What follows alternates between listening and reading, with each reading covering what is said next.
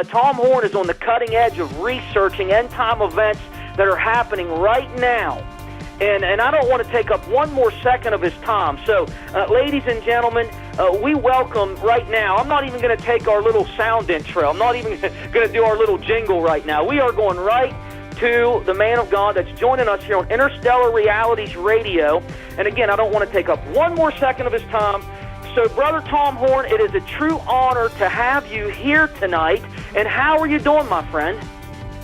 Hey, I'm doing very well, and thank you so much. And man alive, all those accolades. I mean, I was just getting lower and lower in my chair here the more you were talking. But thanks for having me.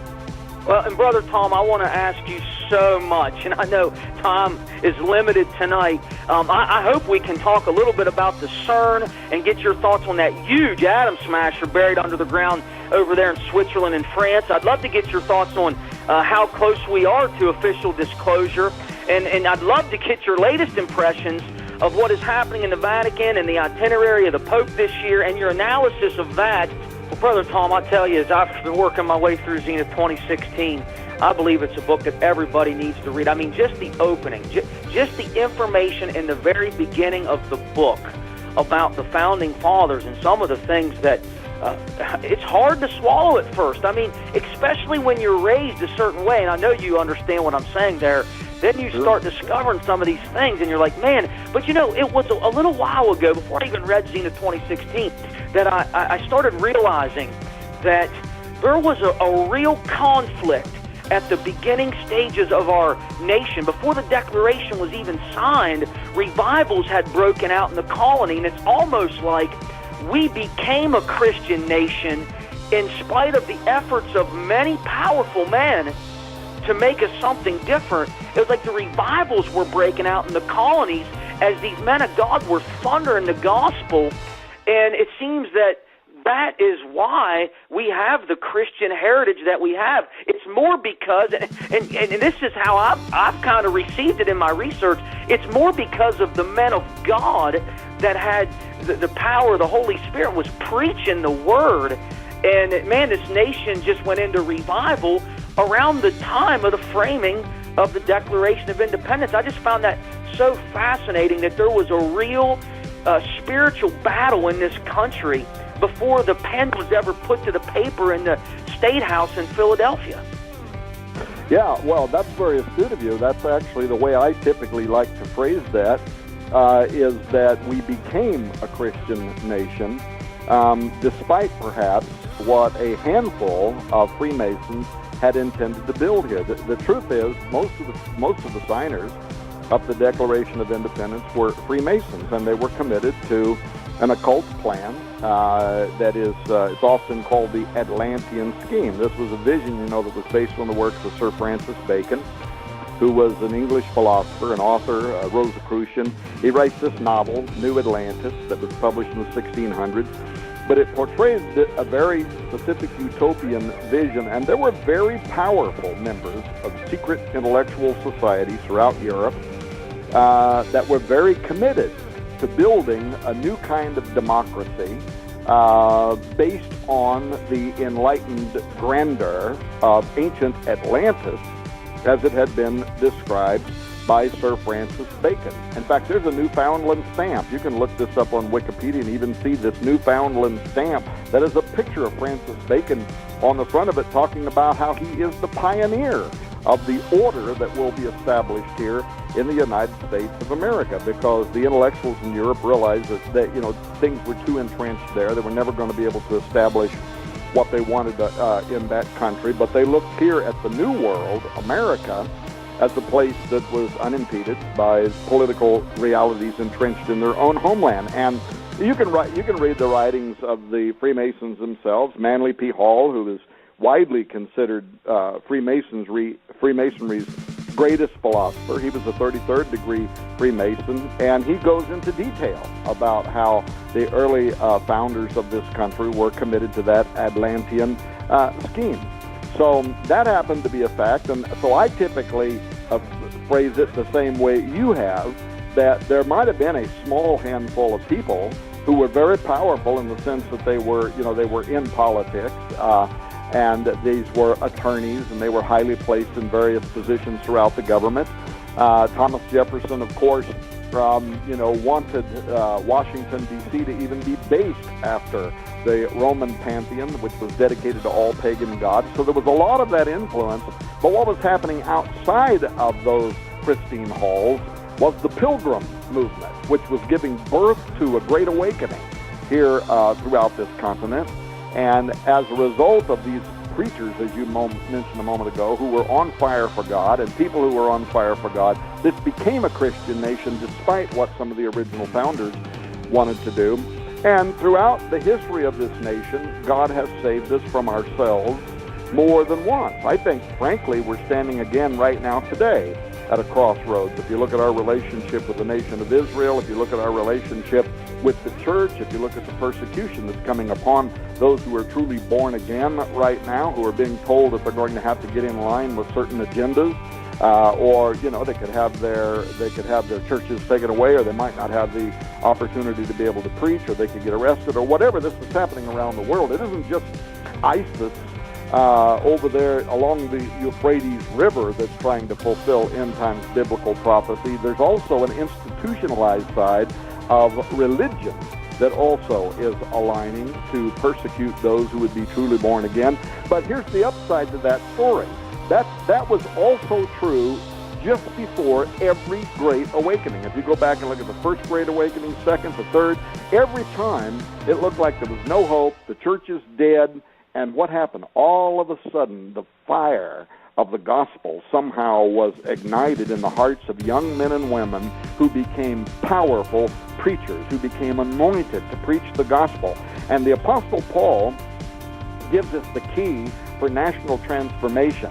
It is not in the hands of politicians, but rather the Apostle Paul says, I'm not ashamed of the gospel of Christ, for it is the power, and that's the Greek word dunamein, from which we make the word dynamite.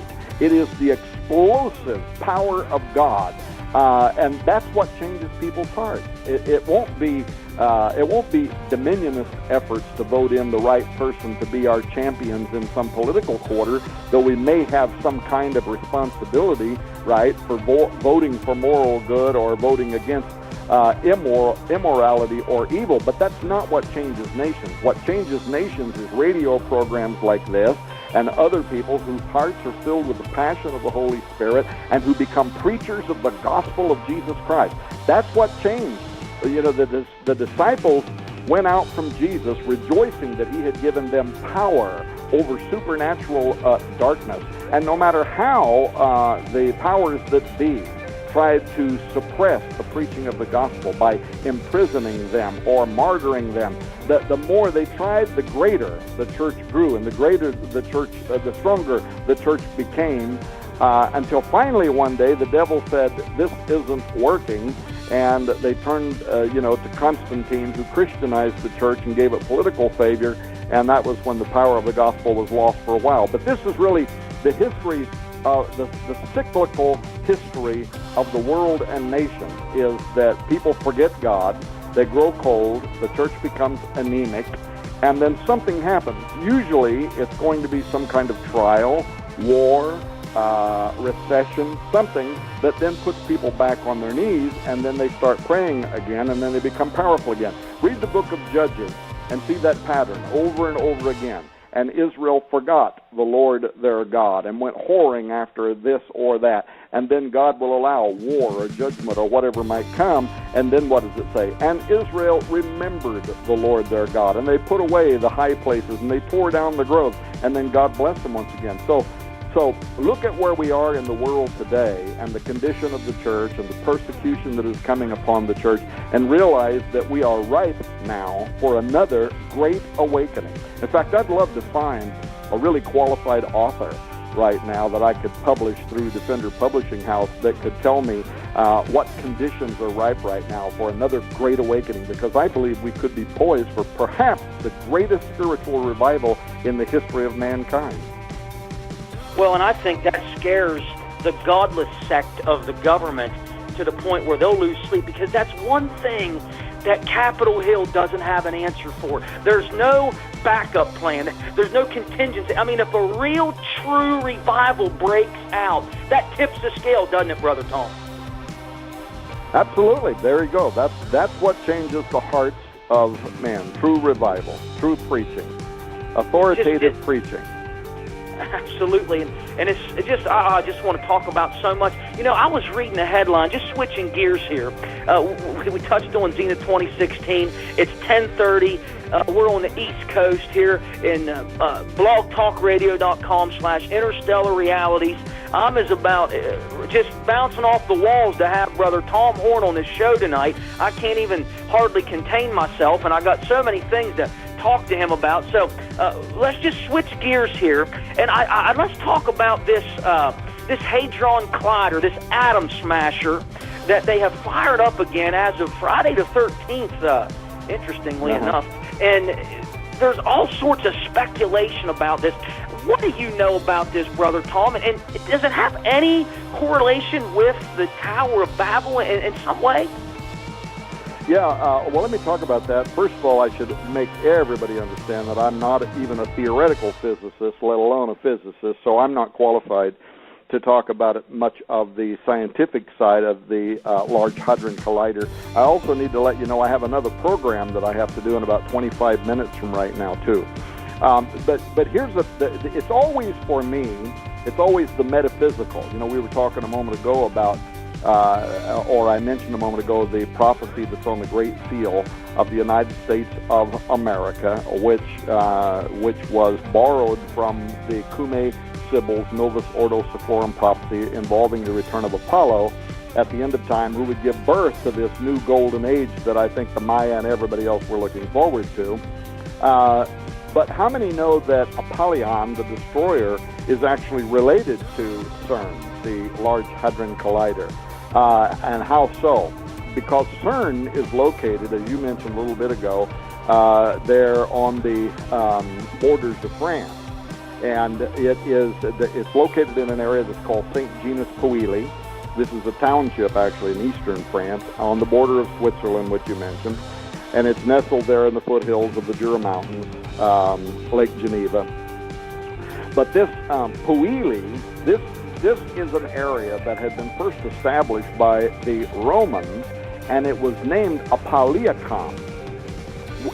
Apolliacum, taken from Apollo, and this served as literally a location for a temple to the god Apollo or Apollyon, who's listed in the book of Revelation as belonging to the king of the hybrid fallen angel creatures. In fact, I was just now, as you were talking, I was trying to find some notes that I had been making earlier today, which I wished I could find now and can't, but today I was reading Revelation 9 again, and you know how it talks about Revelation 9:13, the sixth trumpet blows and the angels are released from the great river Euphrates. Now, why is that important? Because that's the very area that the Islamic nation is operating in right now. The Euphrates, runs from the mountains of western Turkey down through Syria, Iraq, the Persian Gulf, and so the literal stomping grounds right now of ISIS, who are very much apocalyptically driven. They want the armies of Rome, to meet them in Dabiq. That's any kind of an infidel army. That might be the United States and coalition forces. They're trying as much as they can by beheading on television and all those things they're doing to outrage the nations of the world, to draw them into a battle because it's part of their apocalyptic belief system. They believe, like we Christians talk about Megiddo and Armageddon, and this is going to come at the end of a tribulation period when God intervenes on behalf of the Jewish nation and destroys the armies of Antichrist. But in the Muslim Islamic faith, the Sunni and Shia faith, that's reversed. That's what happens first, and it happens in Dabiq. That's why they've named their magazine Dabiq, that they're going to enrage all the nations, and then the nations are going to gather together in Dabiq, where they're going to be slaughtered somehow, either by nuclear bomb or whatever it is they're going to do. They're going to wipe them out, and then their caliphate's going to spread across the earth. Ultimately, this is all going to result in the return of their, first the Dajjal, which is their version of the Antichrist, and then their Mahdi. And, of course, Jesus Christ, they say, is also going to come back, and he's going to spear the Dajjal and help the Mahdi to, let this righteous army sweep over the world. But today, I was reading about this. I thought, man, the very ground, what is the chance that the very grounds that ISIS right now are operating in is from the book of Revelation, the 6th chapter, but it's the 9th chapter, 1 through 12, but it is the 5th trumpet, the one that blows before these angels are released from the great river Euphrates. That's where a mighty angel, having a key in his hand, comes down to the earth, and he opens the pit, and inside the pit, this horrific horde of locusts, transgenic locusts, come up out of the earth to torture the inhabitants of the earth. But it's there that it says that they have a king over them who is Apollyon, or as this ancient town here, which today is called St. Genus Poeli, where CERN was built, was known as Apaliacon. This is literally an area where an ancient belief existed that this might be the place where the pit would open at the end of time. So of all places on the earth, why in the world would they have gone there where the demon destroyer, it was believed, would come up out of this abyss when it was unsealed? And then not only do they do that, they go there and they build the Large Hadron Collider, the CERN Collider, and then they put right out in front of it the Hindu version of the destroyer god, the Shiva, which destroys at the molecular level and then puts it back together again. So now you mentioned the Tower of Babel. It is said that one of the possible locations for the Tower of Babel was actually directly over the presumed location of the Abzu, or the abyss.